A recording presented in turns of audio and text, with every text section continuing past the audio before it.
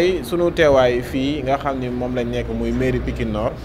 mu mel ni que dañoo am benn formation bi nga xam ne moom la ñuy def pour la jeunesse formation bi ñu ànd seeg ki nga xam ne tey jii moom mooy sunu partenaire privilégié du conseil communal de la jeunesse muy ONG Concept. ONG Concept ak conseil communal de la jeunesse dañoo am objectif bu former 480 jeunes dans la commune de Pikine Nord ci biir formation yooyu ñu koy def ay cohortes de 40 personnes. Alors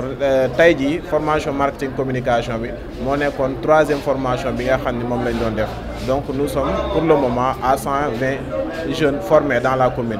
mu des yeneen jeunes donc ñu ciy woo jeunes yi nga xam ne ñoo nekk ci commune